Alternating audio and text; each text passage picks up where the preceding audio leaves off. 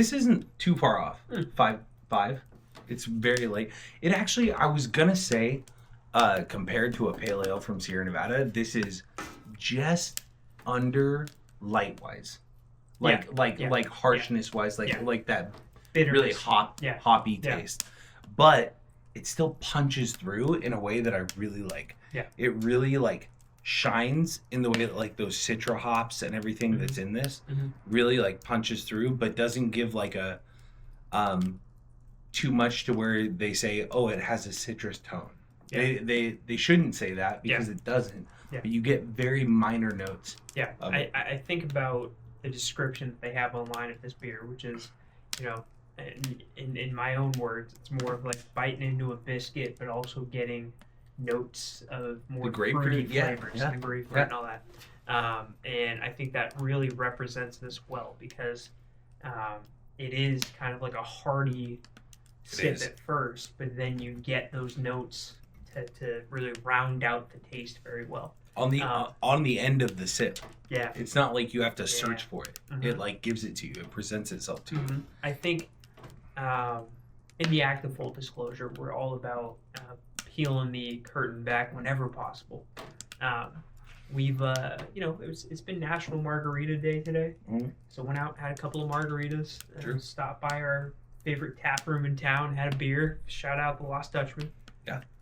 Colin, we missed you tonight. We'll catch you. We'll catch you next time.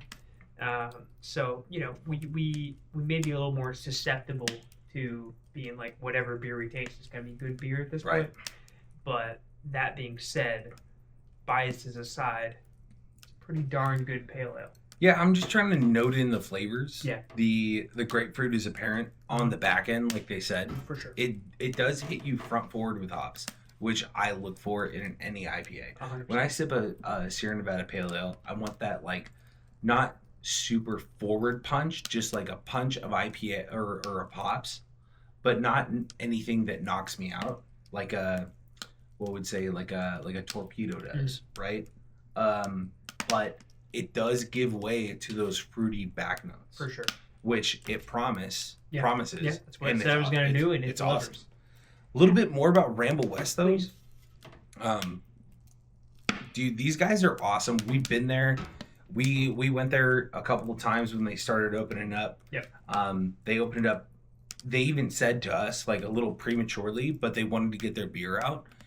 Super respectful. They didn't have AC in their room. That was the thing. When they first launched, it was pretty much the middle of summer in Chico, California. So if anyone who's ever been to Chico between the months of like May and late October, you're pretty good chance you're going to get something that's 95 degrees and above. Oh, dude, hyper hundos. And on the high end, you're going to get 105, 110.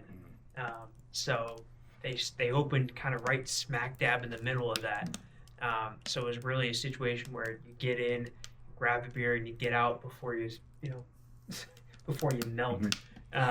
But the beer was good, and it kept us coming back. It was awesome. They actually people that were brewing the beer were super nice.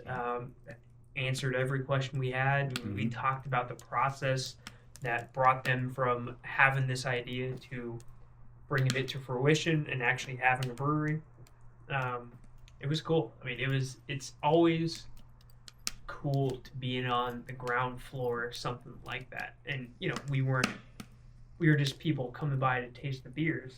Yeah. But it still feels like we were early adopters and people who really took a liking to the beer before it started sweeping through town. Because now it's to a lesser extent kind of like Sierra Nevada in the sense that we've always joked that Sierra Nevada never needs a second tap room in Chico because every single establishment in Chico is basically a Sierra Nevada tap room. There's going to be 2 or 3 different Sierra Nevada beers on tap.